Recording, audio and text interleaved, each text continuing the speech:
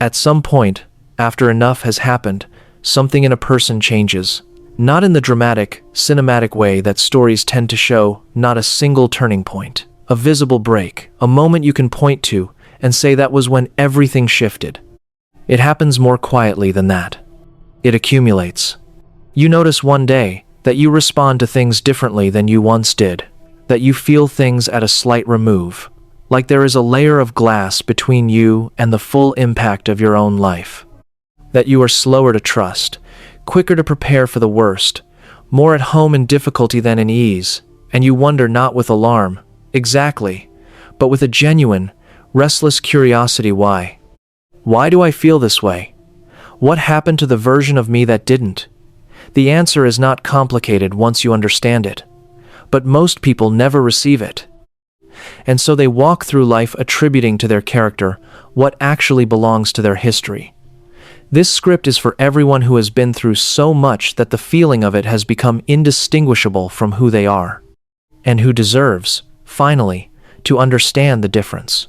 The first reason you feel the way you do is that your emotional processing system changed its operating model. When a person experiences sustained difficulty, not a single event, but a pattern, a prolonged exposure to things that were hard, the brain does something intelligent and consequential simultaneously. It shifts from reactive processing to predictive processing. Instead of waiting for something to happen and then responding to it, the mind begins to model possible futures and prepare for the most likely difficult ones in advance.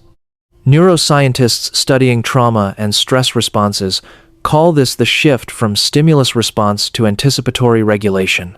The brain spending its resources on predicting threat rather than simply reacting to it when it arrives.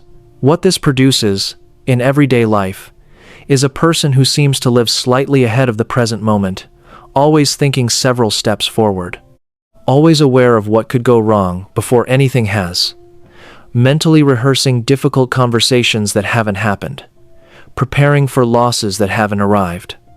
It looks like overthinking. It looks, sometimes, like pessimism.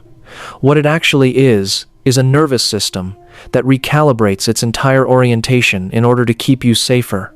And that recalibration does not simply reverse itself when the circumstances improve. The second reason is that the emotional exhaustion that comes from going through too much does not have the same signature as physical exhaustion.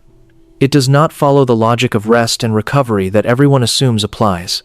You can sleep 8 hours and wake up tired in a way that has nothing to do with how long you were asleep. You can have a week with nothing difficult in it and still feel, underneath the surface of an ordinary day, a kind of weariness that you cannot locate or explain. This is what researchers studying burnout and allostatic load, the cumulative biological cost of sustained stress, describe as a depletion that has settled into the body's baseline functioning. The system hasn't been broken. It has simply been operating at maximum capacity for so long that maximum capacity has become its resting state. And resting state depletion doesn't feel like tiredness. It feels flat, like you are present, but not quite all the way there. The third reason you feel this way is something that rarely gets named, and deserves to be named with care. You have lost access to a version of yourself that existed before all of this. Not permanently. But for now, that version, the one who reached toward things with less calculation, who trusted more readily, who felt joy without immediately bracing for its removal, is harder to locate. The person you are now feels more guarded, more defended, more practiced at managing than experiencing. And the gap between who you were and who you have become, in response to everything you've been through, is its own kind of grief, quiet, mostly private, and rarely acknowledged, because it has no single loss at its center. If this is landing somewhere in you, take a moment to like the video. It helps more people find conversations like this one. And if understanding the deeper emotional terrain of what going through a lot actually does to a person is something you want more of, subscribing makes that possible. The fourth reason is the one most people resist most, because it requires honesty about something they've been trained to minimize. The things you went through were genuinely hard, not relatively hard, not hard compared to easier things, not hard in the way that warrants acknowledgement, only if it meets some external standard of severity. Genuinely, objectively hard in the way that leaves a mark regardless of how well someone managed in the middle of it. And the reason you feel the way you do now is, in part, because you never fully gave the difficulty its right name. You moved through it, and past it, and kept going because stopping wasn't possible or wasn't safe, or just wasn't something you were built to do. And so the full weight of it never got processed in real time. It went somewhere else instead. It went into the body, into the nervous system, into the muscle memory of how you approach connection and trust, and the question of whether good things last. The fifth reason is that the way you love has changed, not in its depth that usually remains, and often deepens, but in its texture. Love feels more cautious now, more conditional, not in the calculating sense, but in the protective one. You want closeness, and you approach it carefully. You open toward people, and you monitor yourself opening, checking the exposure, calibrating how much you reveal, and how quickly. This is not a trust deficit in the popular sense. It is the entirely rational update of someone whose experience taught them that the people you let in fully are the ones positioned to hurt you most fully. And so the heart, which is not irrational at all, simply implemented a precaution. And the specific ache of this, the ache that many people who have been through too much know in a place they can't quite point to, is that they still want the closeness. They want it deeply. They just don't know how to want it and be safe at the same time. They don't know how to stay open all the way through, past the point where the defenses activate, past the measured distance where they have always retreated to catch their breath.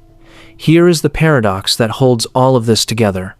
You feel this way, guarded, predictive, quietly tired, grief-adjacent, loving carefully not because you have been diminished by what you went through, but because you adapted to it so completely and so skillfully that the adaptation has become invisible to you. It doesn't feel like a response anymore. It feels like a self.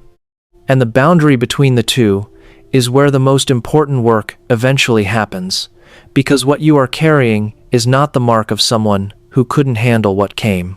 It is the mark of someone who handled it entirely, who kept going when going was the only option, who built whatever structure was necessary around the difficulty in order to survive it, and who has been living inside that structure ever since, sometimes forgetting that the structure was always meant to be temporary.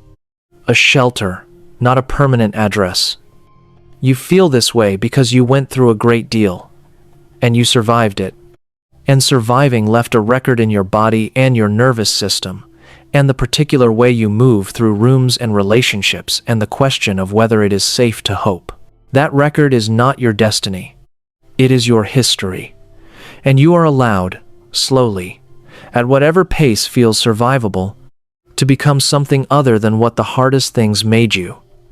What part of how you feel right now do you suspect has less to do with today and more to do with everything that came before it?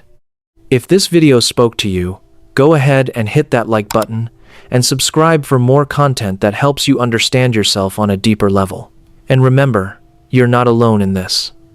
I'll see you in the next one. Thanks for watching.